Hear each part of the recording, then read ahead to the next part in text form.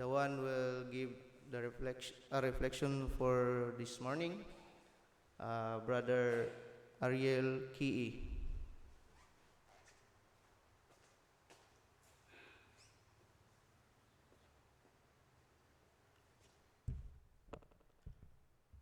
Good morning, everyone.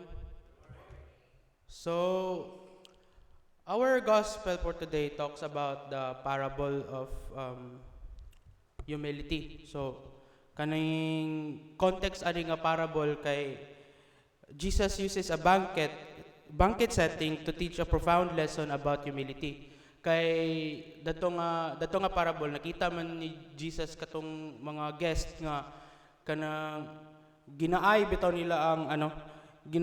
nila ang place of honor nga dito sila magingkod. And in the culture context pod ani kay bisag karon gina-observe pagyapon ni siya kanang dito kita magingkod sa kanang dool sa host or kanang para i-exert atong importance bitaw inana. So dani nga time gisis ni Jesus nga mag-impart og spiritual faith about humility itself.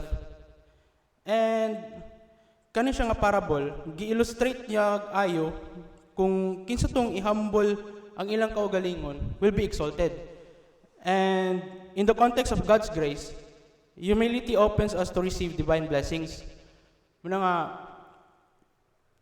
nga sa atong topic for today is atong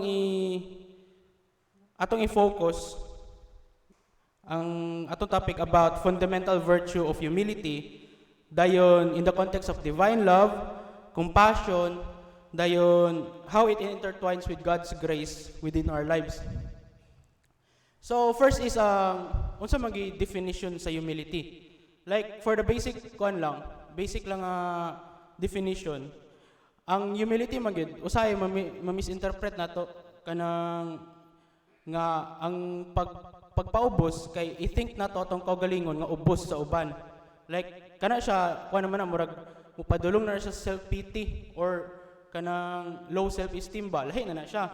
So ang basic nga definition sa humility is not thinking less of ourselves but thinking of yourself less. So Bisaya pa dili nato hunahuna atong kaugalingon nga ubos ta pero dili nat ang kana lang kay dili nato hunahunahon permi ang atong kaugalingon. Simple inana. So, it involves recognizing our inherent worth while acknowledging the worth of others.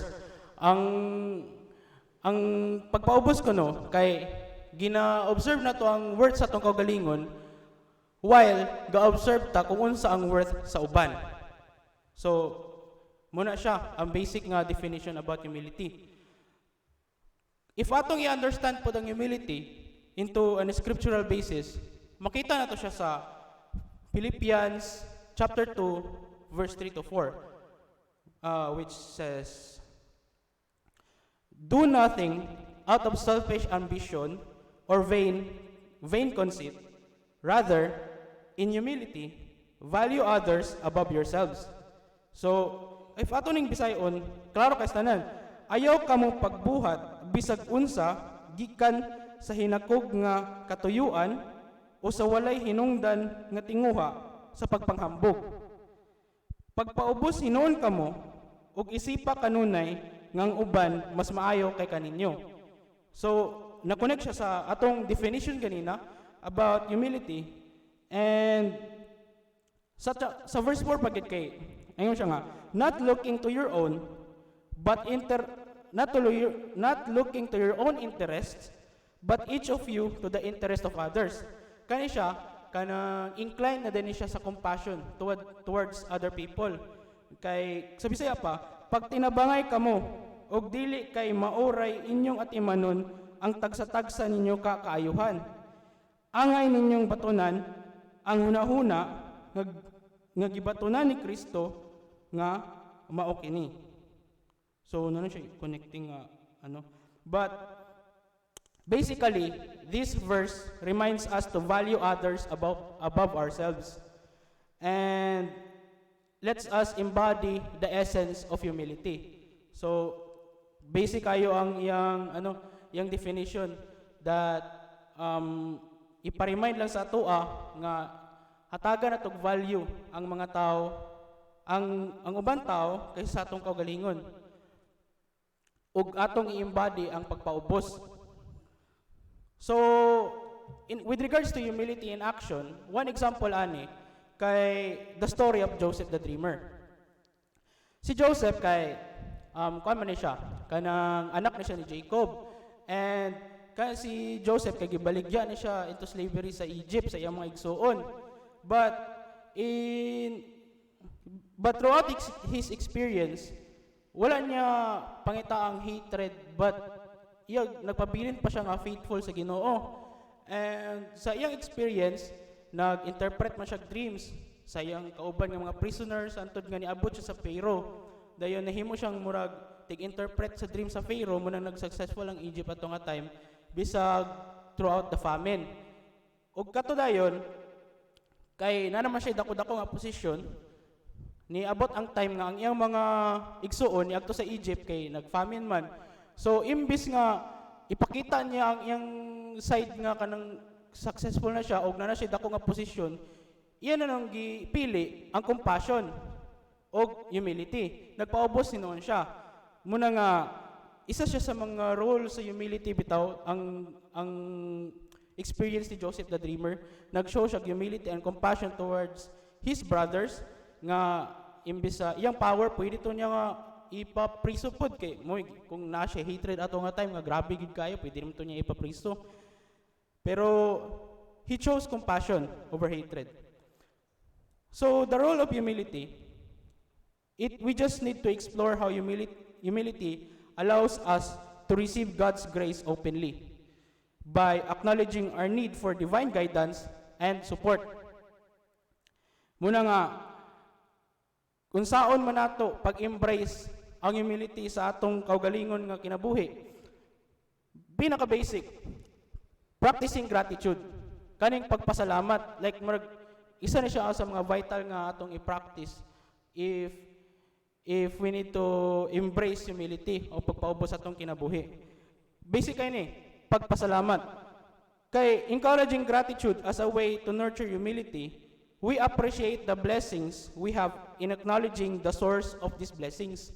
So, if magpasalamat ta, gi-acknowledge nato nga kung asa gikan ang atong mga grasya.